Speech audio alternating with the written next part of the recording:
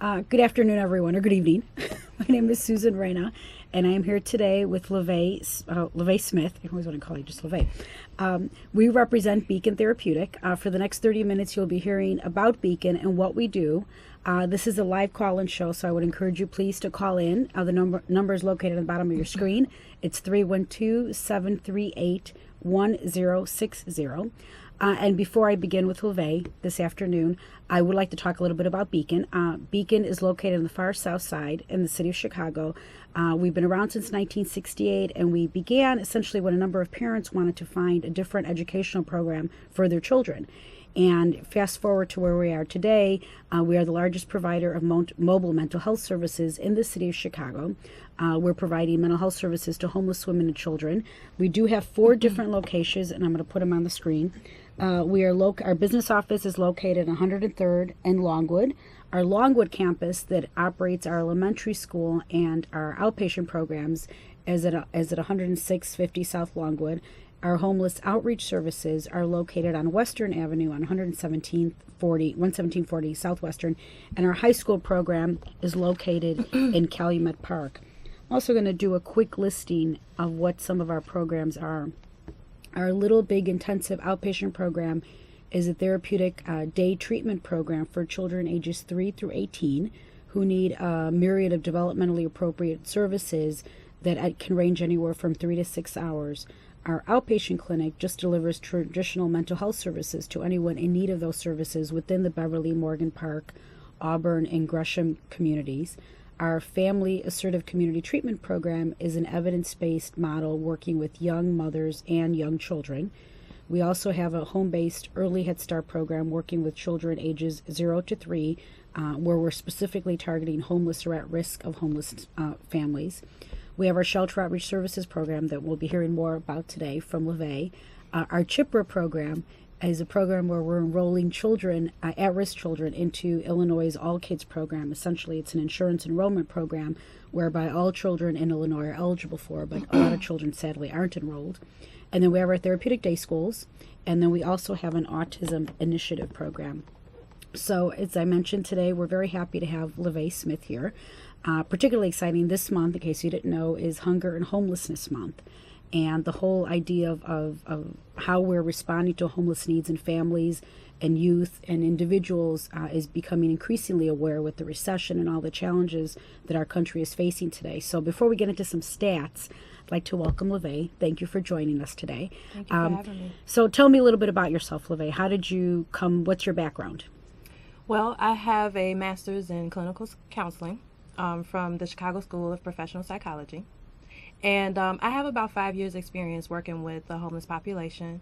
And I also did my internship at the Cook County Jail with incarcerated women. So I have like a myriad of experience that I can touch on today. Now, I know you haven't been at Beacon that long, No. but we're glad you're with us. So tell me a little bit about what kind of drew you to Beacon. How does Beacon's experience or Beacon's setting differ from other places you've been at? Well, what drew me to Beacon was the fact that they did start with the parents that wanted to bring to education into settings that they didn't have it before, and so I think the good thing about Beacon is that they have a myriad of services that are in-house. There's a lot of internal referrals that can happen. And I think that's what I appreciate about Beacon is that there's a focus on not just the mother, but there's also a focus on the kids as well. And the importance of having that unification in the family is really, really important with Beacon. So I think that's what really drew me to the agency. Now you're a supervisor, so tell me a little bit about who you supervise and the credentials perhaps of the staff and what they're doing. Well, all of the staff there are case managers, and they actually can do the therapy as well. So if there's case management needs that the clients need, then they can do that. If there's therapy that they need, they can do that. They can do the referrals. So everybody is trained pretty much to do the same thing. The staff that I supervise is for DFSS, which is Department of Family and Support Services, and it's a team of 3. And they go out to about 10 shelters. And two, I believe, are master's level, and one has a bachelor's who is actually working towards her master's. So there's some good experience, and there's a lot of good credentials that we have, and they're very passionate about the work that they do. Well, and I think, what you're describing, it's within the Shelter Outreach Services program. Exactly. And, our funding is that we get funding from HUD, from Department of Family Support Services, and then there's also some private foundation funding and fundraisers that we do. So the work is clearly going into shelters. So DFSS works with a certain number, but overall we're in 27 homeless shelters throughout the city of Chicago, and it is citywide.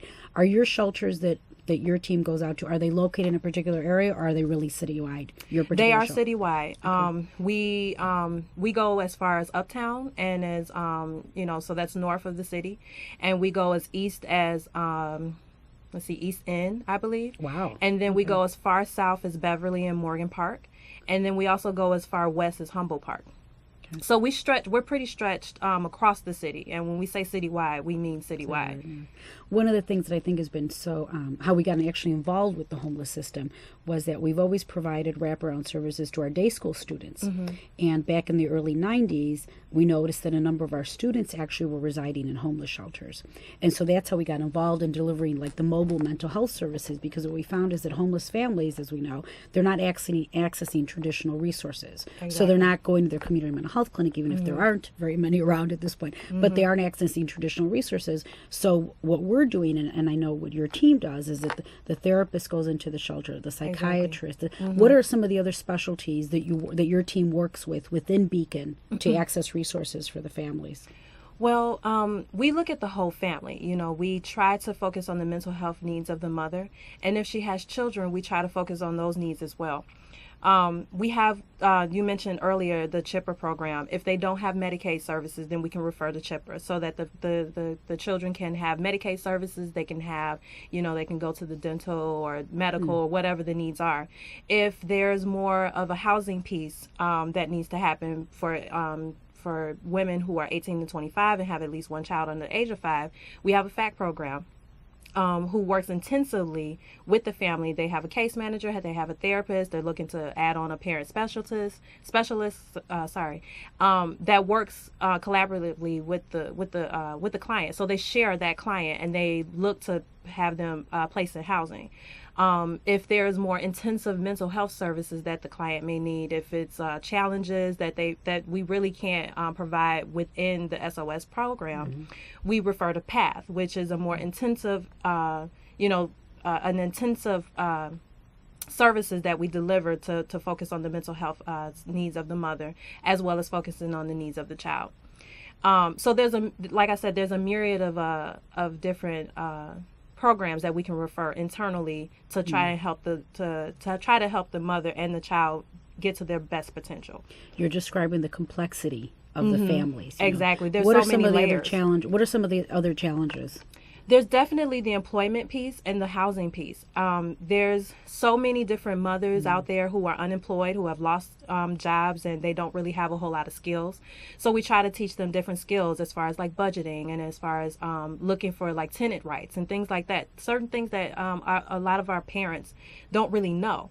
And then the housing piece, how to get them housing, affordable housing, because that's such a big piece in the Chicagoland area. We don't really have a whole lot of options for the families that we work with. If they have too many children, if they have pets, if they have grandmothers, or things like that. So there's so many different layers that you have to peel away that makes it very difficult to place our families in situations that are healthy, that are safe, that are very challenging. So it does make it very challenging, and it creates a big barrier when you have all of these different layers that you have to peel away. Are there some a particularly challenging case that you can describe anonymously, or perhaps a family that was a big success case that maybe would kind of bring this to light in terms of what we're talking about for our listeners? Yeah, as I'm thinking, the difference between, there are differences, because you have those women who are single, and that's a big challenge, because nowadays, if you don't have children, nobody really wants to extend the help to you. So what stands out to me as I'm thinking about this is we had one client who who was single. She was 18. She, was ready to go to college, but she still had these barriers. She still needed to have a place to stay in order to, get to the next step of going away to school. But we called so many places, and they were like, well, does she have kids? Is she in a relationship? Is she domestic violence? Is she a substance user? And so there was nothing out there for her. And that was one that we really just could not give the services to because the resources just were not available. And so those are some of the challenges that you run across. It's very good that you have the focus on the children because that is important. But then what about those people who don't have children? That's a big piece of it. And that's so many of what we deal with is that everybody doesn't have children. Everybody doesn't have a mental health issue. Everybody doesn't have a substance abuse issue. So those are really big challenges that we face. One of the things that we're looking at, and you're describing the different populations that, that we've seen changes in homelessness. So in the early 90s, that's when we saw an increase in family homelessness. And, some of the quick statistics, family homelessness continues to be the fastest growing homeless population in our country. And, the average age of a homeless child, and depending on where you hear, it's either 9 or 7 kind of. And so, it's like there's over 1.5 million homeless children in America today. So I think what you're describing, and particularly for Chicago, is that we've done, and I think Beacon's really led that charge to make sure that when we're talking about homeless, we're talking about singles and we're talking about families. Exactly. I think the other population that you're talking about, though, is the youth population. That, maybe 16 to 18 to 19-year-old population where, they're, they don't have to be in school, but, maybe they want to be in school and all those. But I think slowly, we're starting to see an increase in awareness of their unique needs. Exactly. And I think it's taken us so long to get people to talk about families right off, so, and I think we're getting there, but I think it's going to take some time, What are some of the other, you mentioned there's also there's a psychiatrist that's part of the SOS team. Exactly. Yes. And a psychologist. Yes. And what they do is the psychiatrist goes out and he, if the clients can't come to us, it's great that he's able to go to them because so many psychiatrists, they stay, and they're like, okay, well, I can't provide the services because they can't get to us. Well, our psychiatrist goes out into the shelters to provide these services, to provide the medication monitoring and the medication teaching. That's really important. And so that's a really good piece that we have. And he comes out and he's great with our families. And then we also have a psychologist who actually does testing. So if there's any speculation, of any cognitive delays or any challenges that they have with school, if that's another barrier, then we refer them to our psychologist who also does some of that work in the shelters, to make it so that it's less inconvenient for them because, they have other struggles of transportation, which is another huge piece. Where are they going to be able to get across the city? We're so far away, so we just go to them to make it less challenging and stressful on them. So it's a very conclusive and very inclusive approach that we have. It's definitely a wraparound service approach that we utilize, and I think it's a great way to target all of these things when you have so many different layers. Again, like I said, you have these specialties that can come in and try to target those. We have a caller. Oh, hello. Hello. Yes, can I help you? My husband is mentally challenged, and he had some type of a nervous breakdown. He's reluctant to leave the house. He's crying and has some physical symptoms. I'm not sure what his mental handicap is.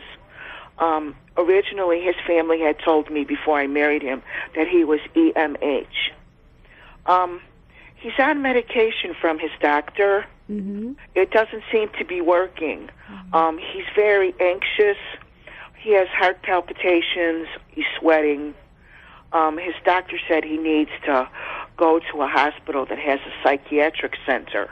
And he doesn't really want to go to the hospital and be admitted into the hospital. So I wanted to know if your facility, what would be my next step, if you could, diagnose him or I could bring him in or... Well, thank you for your call. I mean, a couple of things. In terms of us diagnosing him, it'd be inappropriate for us to do that, without seeing him. I mean, clearly he's needing more support. You're describing some, clearly he's in a state of upset. He's not feeling well.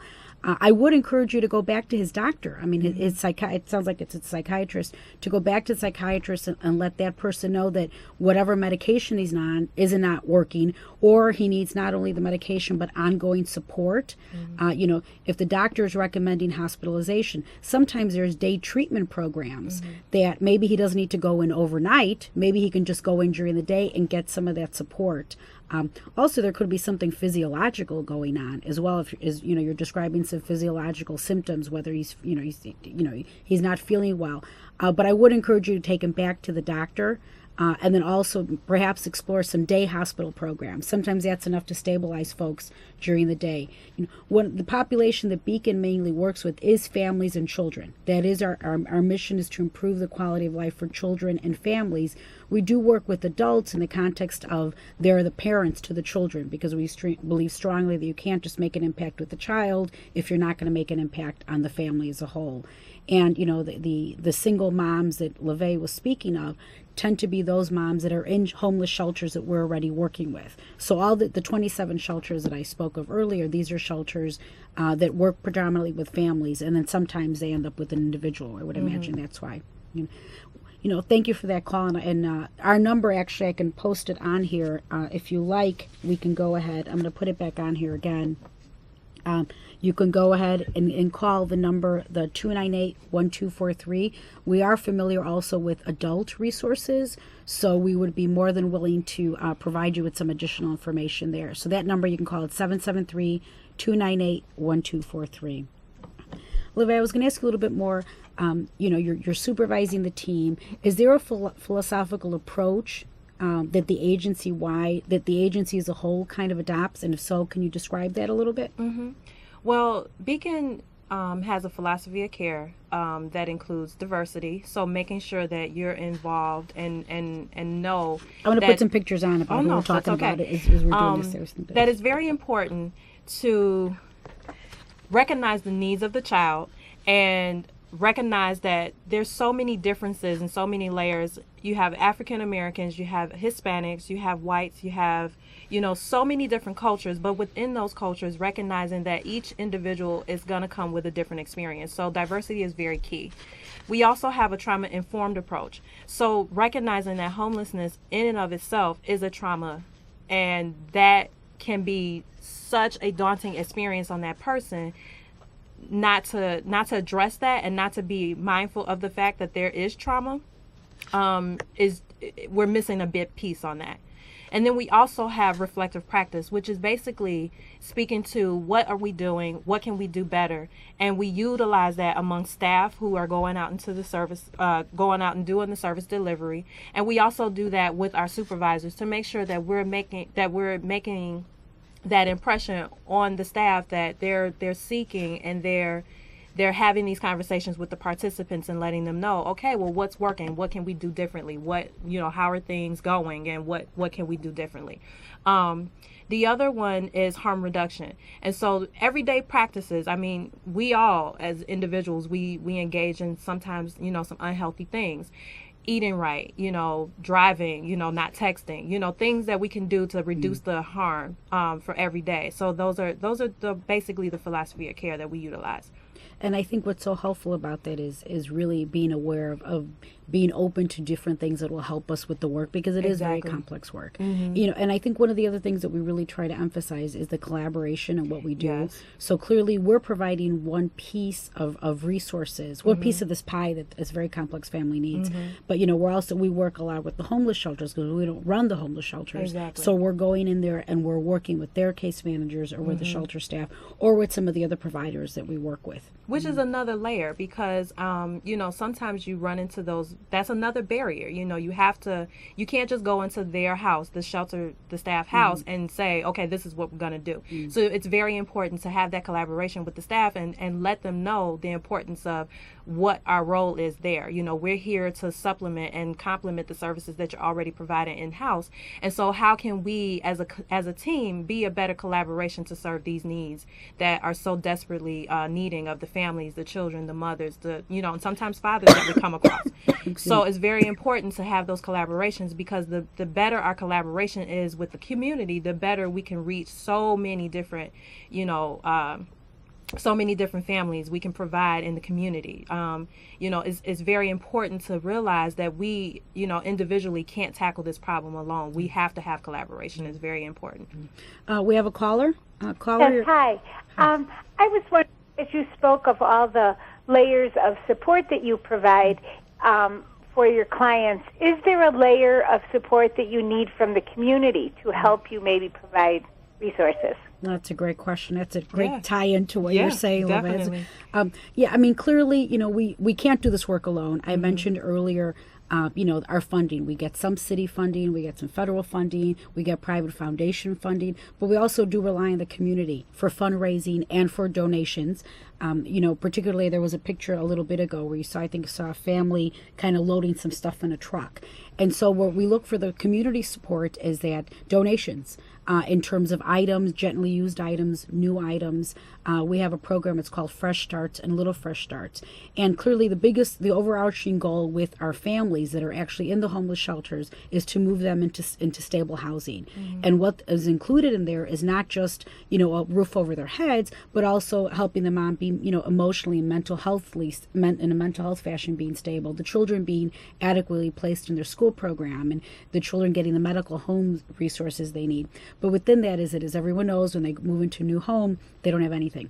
And these moms, particularly, these families don't have anything. So the Fresh Start program is, folks in the community can donate or can actually purchase a Fresh Start kit. It includes things like a diaper, not diapers, buckets and mops and sheets and towels and dishes and all the stuff that new homes need. So that's our regular Fresh Starts program. And then our Little Fresh Starts program, that does include the diapers. It's like diapers and playpens and high chairs and all the things that moms need when they have a new baby in the home. So we do look for the community to support us then. We also, and I'll talk a little bit about it in a few minutes, we do also have a big fundraiser coming up, and actually in 3 weeks, where we do look for the community to come and help us raise funds for our shelter outreach services program. But I think, you also see the benefit of the donations. What kinds of things do we get donated? We get so many different things. We get clothes. We get, sometimes people donate, bus passes. There's so many different things that our families need that you may not even think about. Underwear, school supplies, book bags, all these things that, we take for granted on a day-to-day basis that's so readily accessible to us that our families just can't get. So the things that, are needed with it to make a household run efficiently, to make sure that kids are getting those educational I'm actually going to put this stuff on the overhead. They're excelling in school and things like that. So the things that we don't think about on a day-to-day basis, music, CDs, movies, books, all of those things we readily accept. Yeah, and I think the other. I'm sorry. I just wanted to interject really quickly to the caller. I think the other thing that is very important from the community is just the recognition. I think as long as we recognize as a community that this is a very big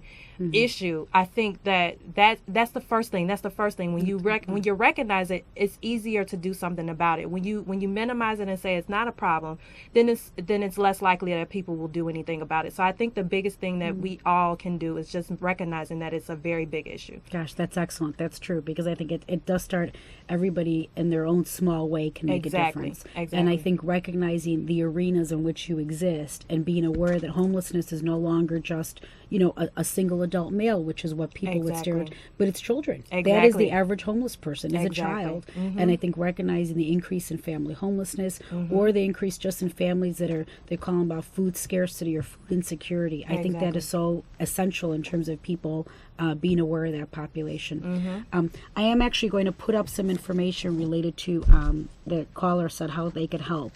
We do have an event coming up. It's this Friday, not this Friday. It's Friday, December 2nd from 6:30 to 10:30. It is $60 for the ticket, but all the proceeds go to benefit our Shelter Outreach Services program, which again is a program we've been talking about today that's working with homeless families. It's a lovely event. There's dinner, open bar, carriage rides. There's a silent auction and music. If you're interested, you can contact Peggy Rourke at 298-6441 or prourke@beacon-therapeutic.org. Well, we've run out of time, and so I'd like to thank you, Lovea, very much for joining us. Thank you for having me. It went by very quickly, right? Yeah, it did. It was really quick. It was really helpful. Hopefully, our listeners were able to hear about the great work that you're doing, you and your team are doing. And I think, yes, that's a good call to action, is letting people know that, you know, when they're out there and they're seeing families and seeing family struggles, everybody can help in their own way. And I know we're out of time, but I just wanted to read just one more thing that I wrote up that, you know, as a last takeaway. We are all just one job away from homelessness. Funding sources are drying up left and right, which causes doors to close on different companies, leaving many people to fend for themselves, and the responsibility that they have, you know, the financial responsibility it becomes bearing on them. It can happen to any one of us. It can happen to me. It can happen to Susan. It can happen to anybody. It's an epidemic that needs a national, state, local, and global focus, which includes each and every one of us. Thank you. Those are wonderful parting words. Thank you again, Lovea.